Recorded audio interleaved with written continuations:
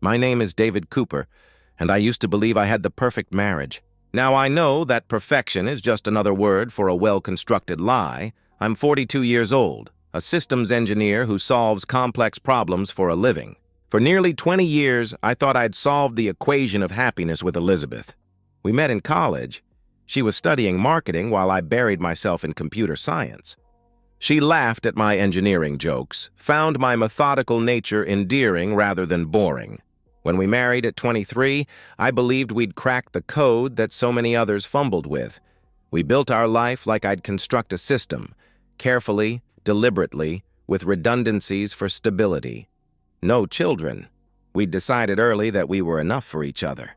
Our Tudor-style house in the suburbs became our sanctuary, filled with routines that felt like comfort rather than monotony. Saturday morning farmers markets, Sunday crossword puzzles over coffee, anniversary dinners at the same Italian restaurant where we'd had our first date.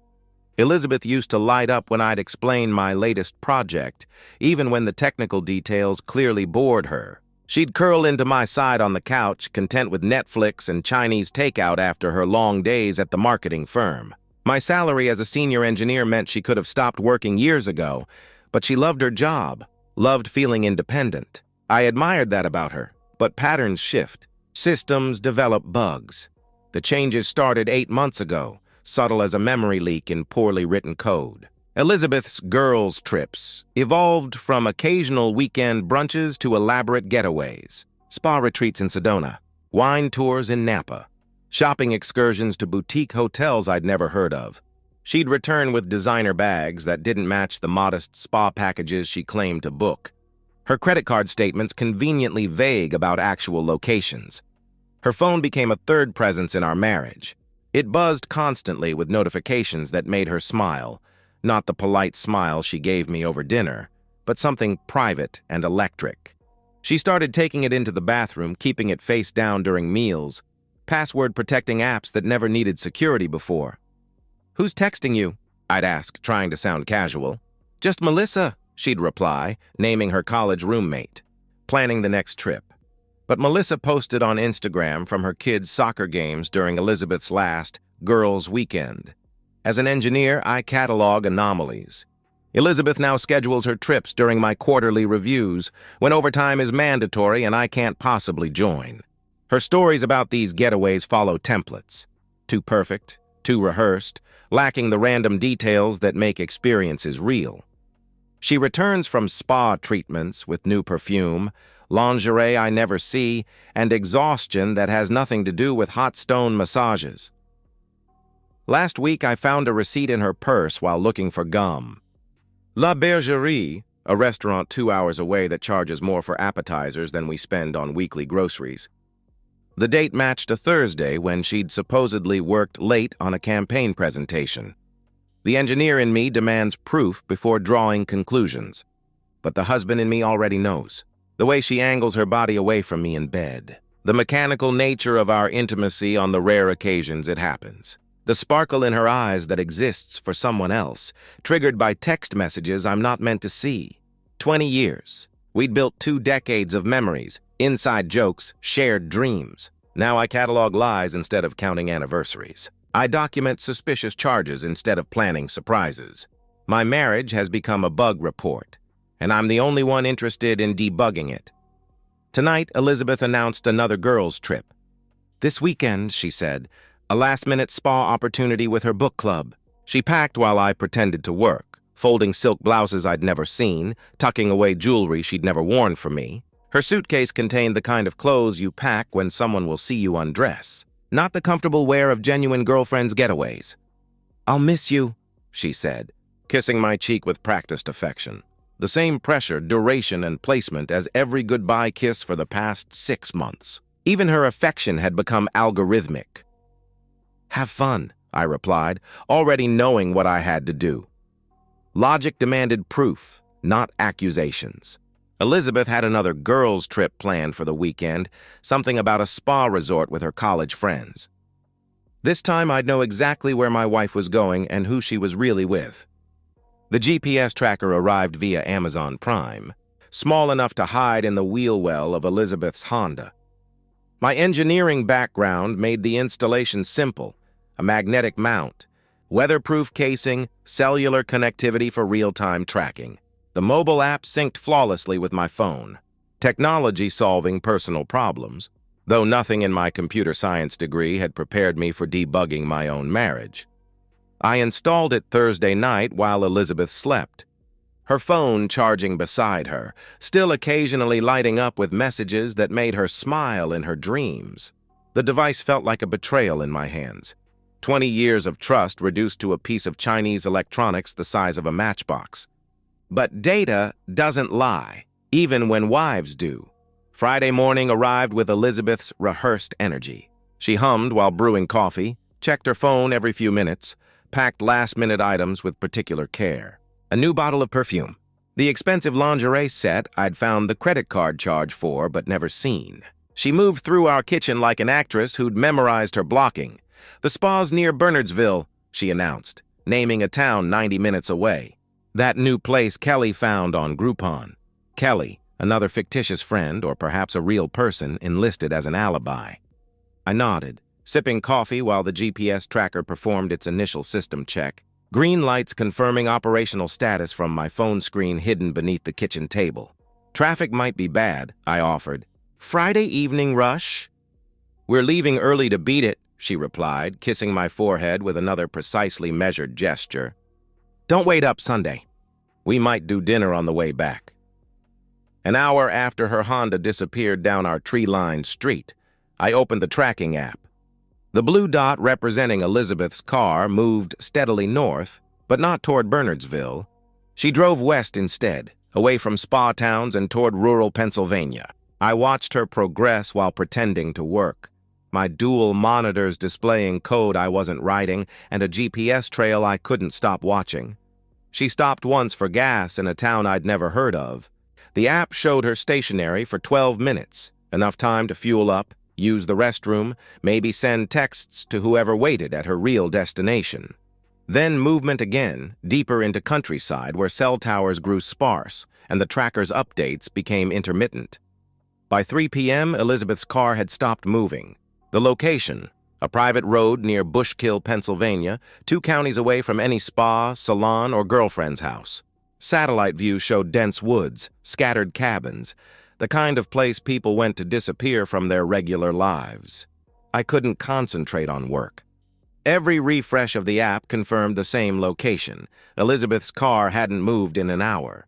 I told myself to wait, to gather more data, to approach this like any systematic problem. But some bugs demand immediate debugging. The drive to Bushkill took 2 hours through Friday traffic and winding country roads. I played podcasts about machine learning to maintain the illusion of normalcy, but absorbed nothing. My mind ran scenarios: confrontation, divorce proceedings, the division of assets accumulated over 2 decades.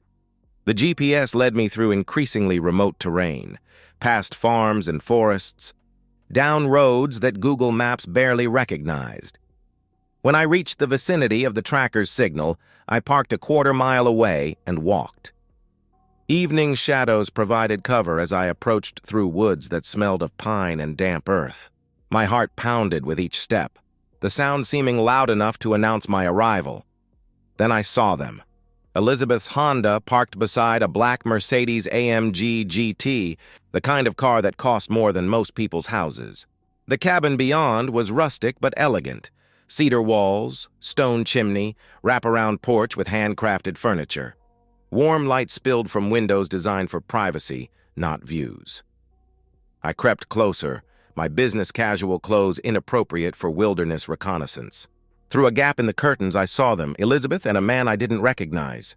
He was younger, maybe mid-30s, with the kind of confident posture that came from never having been denied anything. They held wine glasses, stood close enough that their bodies formed a single shadow on the far wall.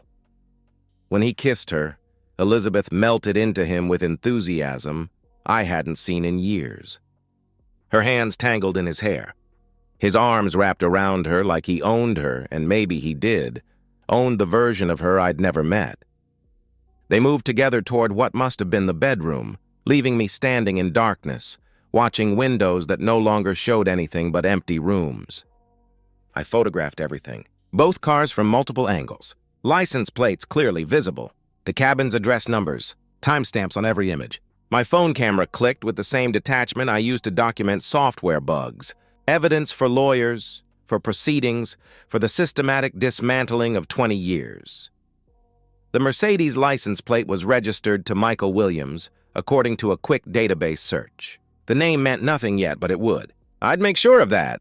Men who destroyed marriages deserved consequences. I drove home in silence, not trusting music or podcasts to maintain my composure. The house felt different when I returned. Not empty, but finally honest. Elizabeth's absence had always been present. Now I just had proof. Saturday morning, I began my research. Michael Williams owned Williams Luxury Motors, a high-end dealership specializing in exotic cars. His Facebook page showed a successful businessman, charity fundraiser, and, most importantly, a married father of 3. His wife Sarah taught 3rd grade at a private school. Their children played soccer and violin, smiled from professional family portraits. The irony tasted bitter. My wife's affair partner had his own family to betray. I drove home with a stranger's license plate number memorized and 20 years of marriage dissolving in my rearview mirror. By morning, I'd know exactly who was helping my wife destroy our life. And then the real planning would begin. Michael Williams lived a life designed for social media. His Facebook timeline read like a marketing campaign for success. Charity galas, business achievements, family vacations to places with water too blue to be real. Williams Luxury Motors had won Dealer of the Year 3 times running. He coached his son's little league team, sponsored his daughter's dance recitals, and posted Bible verses every Sunday. The hypocrite even had a post from 2 months ago about the sanctity of marriage. I cross-referenced his posts with Elizabeth's social media, using the systematic approach that had earned me 6 figures debugging complex systems. The patterns emerged like malicious code. Elizabeth's emergency client meetings aligned with Michael's business trips. Her new interest in wine corresponded with his posts from vineyard tours. The timeline stretched back 8 months, matching when I'd first noticed changes in her behavior. Financial forensics revealed more.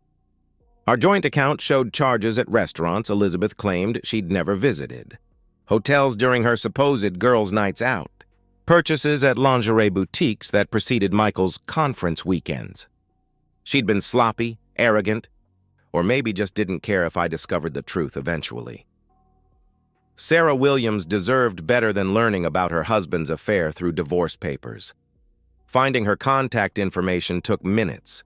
Sarah maintained a teacher's blog about creative education, posted frequently about her children's achievements, and shared recipes in mommy Facebook groups.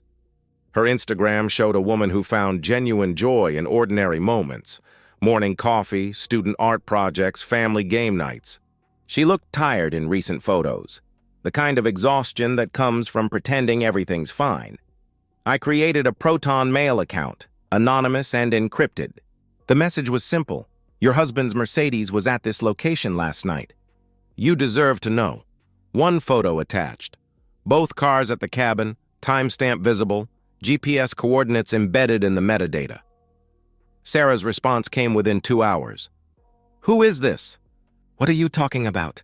I sent my reply with another photo, this one showing Michael and Elizabeth through the cabin window, their embrace unmistakable even in silhouette. I'm the husband of the woman he's with. We should talk. The coffee shop I suggested was equidistant between our neighborhoods, public enough for safety but private enough for devastating conversations. I arrived early with a folder of evidence organized chronologically, each document labeled and cross-referenced. 20 years of engineering had taught me that overwhelming data prevented denial. Sarah entered looking like she'd aged 5 years overnight. Her teacher's cardigan was misbuttoned, her usually perfect hair pulled into a distracted ponytail. She found my table without asking. I must have looked exactly like a man whose wife was sleeping with her husband. Show me, she said without preamble. I spread the evidence across the table. GPS tracking logs, credit card statements, social media correlations, photographs from the cabin. Sarah examined each piece with the methodical attention of someone grading papers, occasionally making small sounds that might have been breathing or crying. 8 months, she whispered, finding the first hotel charge that aligned with Michael claiming to be at an automotive conference in Detroit. At least. That's when the pattern becomes clear, I confirmed. She pulled out her own phone, scrolling through messages and photos with new understanding. He said the distance was work stress. Said he was building the business for our future, she said, her laugh bitter. I actually felt guilty for complaining about his absences. We spent 3 hours assembling the complete picture. Sarah had her own evidence, unexplained charges, changed passwords, a second phone she'd found and he'd claimed was for international clients. Together, we constructed a timeline that revealed the affair's evolution from flirtation to full deception. They're going back next weekend, I said, checking the tracker's history. Same cabin. Elizabeth already told me about another spa trip. Sarah's expression shifted, teacher's patience transforming into something harder. Michael has a dealer's convention in Atlantic City, she replied. Already showed me the registration confirmation. She paused. Probably fake. We could confront them. Lawyers, divorce papers, standard proceedings, I suggested. Standard, she repeated, speaking the word like profanity. My children are in counseling because their father misses their recitals for his whore. My mother has cancer, and I'm managing treatments alone while Michael plays house with your wife. Standard proceedings? The coffee shop's ambient noise faded. Sarah stared at photos of the cabin with an intensity that made me reconsider what I'd started. Betrayed spouses were dangerous. Betrayed mothers were something else entirely. What would you do? She asked. If you could guarantee they faced real consequences? I'm not suggesting anything illegal, I answered carefully. Neither am I, she said. But consequences don't always come from courtrooms. Sometimes they come from choices catching up to people who thought they were too smart to get caught. She stood to leave, then turned back. Next weekend, you said? I nodded. I know where the cabin is now. GPS coordinates are very helpful, she continued. Teachers are good at lesson planning, and some lessons can only be taught once. I watched her leave, wondering if I'd just signed something's death warrant, a marriage, a relationship, or something more permanent. Sarah Williams had the look of someone who'd found their breaking point and decided to break something back. That night, I reviewed the code I'd written for tracking Elizabeth, the digital breadcrumbs that led to a cabin in the woods. In engineering, we call it elegant when a solution perfectly fits the problem. But elegance in code and elegance in revenge were different calculations entirely. Sarah texted me once before the weekend. Confirmed. He's packing for Atlantic City, I responded with tracker data. She leaves Friday afternoon. Sarah stared at the photographs until her hands stopped shaking, then looked up at me with eyes that had gone cold as winter. Some lessons, she said quietly, can only be taught with consequences. I knew I'd just handed a loaded gun to a broken woman. Saturday evening, I tried to code. The project was due Monday, a security patch for a financial services client, but the lines of code blurred together. Elizabeth's GPS tracker showed her car had been at the cabin for 24 hours. Stationary, peaceful, a blue dot on my phone representing the end of everything I'd built. I'd told myself I wouldn't monitor the situation obsessively, but the tracker app remained open on my second screen. Every few minutes, I'd glance over, confirming the Honda hadn't moved. She was there with him in their rented paradise, while I debugged software and pretended my life wasn't simultaneously crashing. Sarah had gone dark after our final exchange. No texts, no calls, no indication of her intentions. Maybe she'd chickened out, chosen the civilized path of lawyers and custody battles. Or maybe she was driving through Pennsylvania darkness with lessons to teach. At 11:47 p.m., my phone rang. County Sheriff's Office. Mr. Cooper? The voice said. This is Deputy Martinez with the County Sheriff's Office. There's been an incident involving your wife. She's been transported to Regional Medical Center. You should come immediately. The drive to the hospital was a blur of highway lights and half-formed thoughts.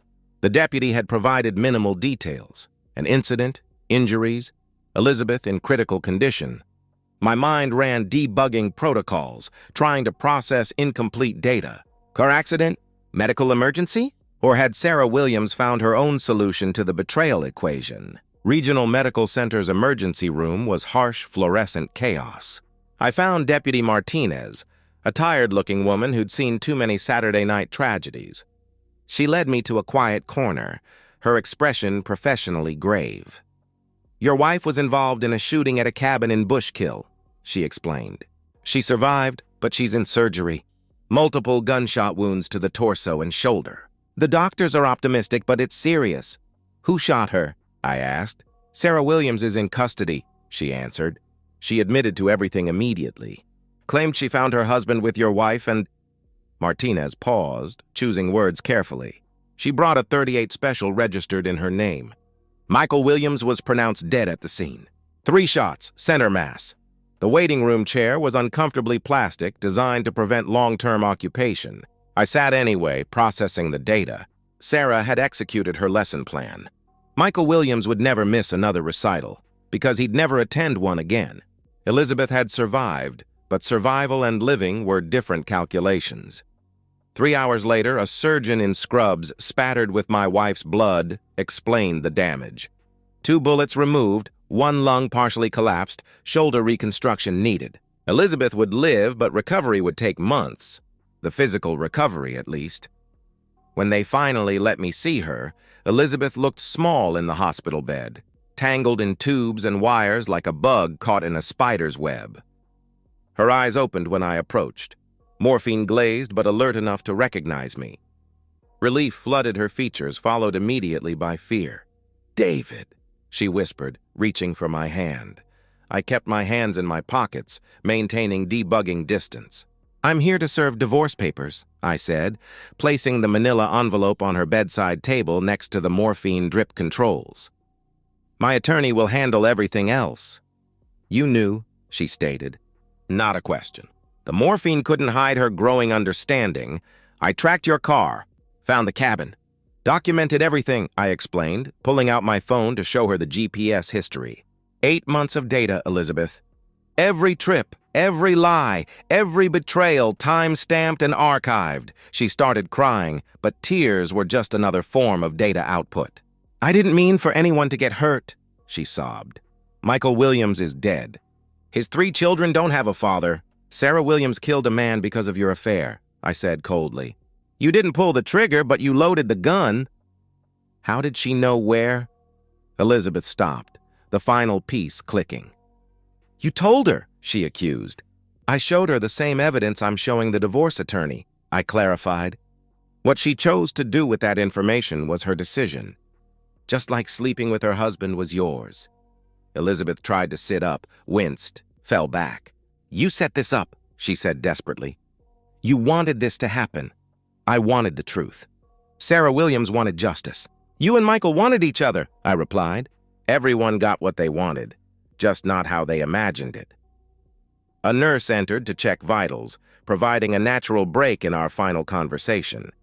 I watched the monitors display Elizabeth's heartbeat, blood pressure, oxygen levels, biological data streams confirming she was alive while everything else died.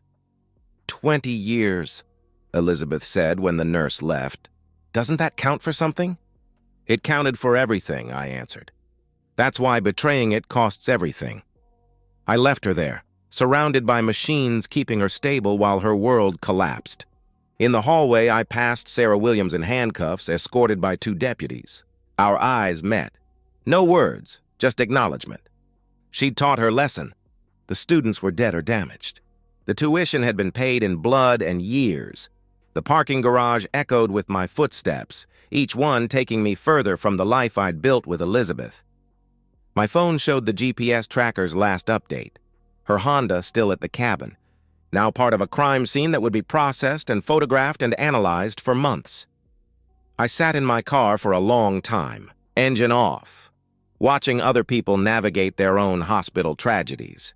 Somewhere above me, Elizabeth was learning that survival had its own price. Somewhere else, Sarah Williams was being processed into the legal system that would dissect her marriage alongside her crime. And Michael Williams was being prepared for a funeral his children would always remember. The code I'd written to track Elizabeth had worked perfectly, every function executing as designed. But some programs, once run, couldn't be terminated cleanly. They left processes running in the background, memory leaks that slowly consumed everything. I walked out of that hospital knowing I'd orchestrated the destruction of everyone I'd once cared about. Elizabeth was alive, but everything else was dead, including the man I used to be. 6 months later, I work from a different home office. The house in Portland has a view of Mount Hood on clear days, rain drumming against windows on most others. My transfer request had been approved without question. The company understood that sometimes engineers needed to debug their lives alongside their code. The divorce was finalized last month. Elizabeth didn't contest anything, signing documents from a rehabilitation facility where she was learning to use her left arm again. The settlement was mechanical. Assets divided, accounts separated, 20 years reduced to PDF files and DocuSign signatures. Her attorney mentioned she'd moved to Arizona afterward, seeking sun and anonymity in equal measure. Sarah Williams took a plea deal. Voluntary manslaughter, 15 years with possibility of parole in 7. The teacher who'd never missed a parent conference became another statistic in crimes of passion. Her children live with Michael's parents now, their Instagram posts showing forced smiles at birthday parties and school events. They'd inherited their father's money but lost both parents' presents. Williams Luxury Motors closed within 3 months. No one wanted to buy cars from a dealership whose owner had been murdered by his wife for having an affair. The inventory was auctioned off. The building now hosts a medical supply company. Michael's online presence persists in cached pages and memorial posts, digital ghosts of a man who thought he could have everything. I still have the GPS tracker, sitting in my desk drawer beside warranty paperwork and tax documents. Sometimes I take it out, turn it over in my hands, remember how such a small device triggered such massive destruction. The battery died months ago, but I keep it as a reminder. Some knowledge demands consequences. My new project involves AI-driven security systems, algorithms that detect intrusion patterns before breaches occur. The irony isn't lost on me. I'm building professional solutions for problems I couldn't solve personally until it was too late, or perhaps exactly on time, depending on your perspective on justice. Elizabeth sent one email last week, forwarded through her attorney. She wanted me to know she was sorry, that she understood the magnitude of her betrayal, that therapy was helping her understand why she'd destroyed everything for excitement that turned into horror. I deleted it without responding. Apologies were just error messages thrown after the program had already crashed. Some nights I dream about that cabin. Not the violence, I wasn't there for that. But I imagine the moment Sarah Williams walked through the door, gun in hand, teaching her final lesson. Did Elizabeth recognize her? Did she understand in that split second how thoroughly actions had found their consequences? The dreams wake me, but not from guilt. More like notifications from a process still running in the background, one that can't be force-quit. I've started dating again, cautiously. A fellow engineer named Amy who appreciates my methodical nature and doesn't ask about my past. We solve coding problems together over coffee, build applications that make sense, follow logical patterns that produce predictable outputs. It's not love yet, but it's honest. And that's enough for now. The rain continues against my window as I finish this account. Somewhere, Elizabeth is learning to be alone with her scars. Sarah Williams is teaching literacy to other inmates. Michael Williams' children are growing up with questions that will never have satisfying answers. And I'm here, debugging a new life from the corrupted files of the old one, knowing that some programs, once executed, change the entire system permanently. The perfect marriage was just bad code that finally threw a fatal exception. Some errors can't be handled gracefully. They can only be documented and avoided in future iterations. David Cooper's story ends where it began, with an engineer solving problems, one line of code at a time. In a world where human hearts don't follow documentation and betrayal compiles into consequences, no one can fully debug. And so, we've reached the end of today's story. Was it what you expected, or did it take a twist you didn't see coming? I'm curious to hear your thoughts. Share them in the comments below, and let's get a conversation going. If this story kept you hooked, make sure to hit that like button. And if you're new here or just haven't subscribed yet, now's the perfect time to join our community.